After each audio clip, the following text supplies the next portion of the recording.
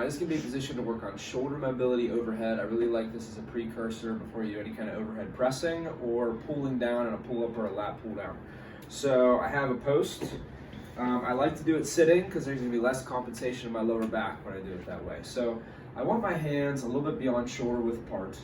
And when I do it, and I come up overhead, I want to try and keep a little tension in my stomach. So the motion's through my shoulder blades and through my mid-back without letting my lower back pop up off of this chair.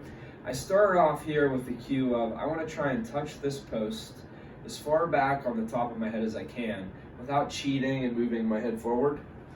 So I come back as far as possible. It's nice if I have something like this chair to sit against. If I don't have a chair, I'll sit on the floor with my back against like edge of a couch, for example.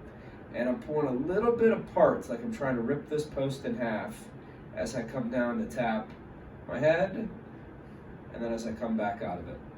So I like this because when I go to do a lat pull down or a pull up or even a shoulder press, I want my forearms to be straight up and down when I do that. If I'm missing a little bit of shoulder mobility, they'll angle forward. So I like this because it kind of trains me to do that. And it trains me to do it through my shoulders, where most of us, when we pull down, if we're a little stiff in the shoulders, we'll get more of that from our lower back, which we'll pay a price for that at some point.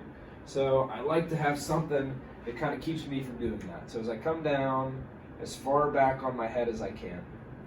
Now another position that I progress to with patients that really works on that external rotation is I can also bring this down behind my head and start off leaning forward. And I want to keep my elbows down as I push my head back with my chin tucked. So this helps me work on a little bit of stretching into that externally rotated position. So I like this because it really helps me get better at this motion, especially in the lower range, because as I come down, that's typically where people are more stiff and their elbow kicks back. So first one, touching the top of the head.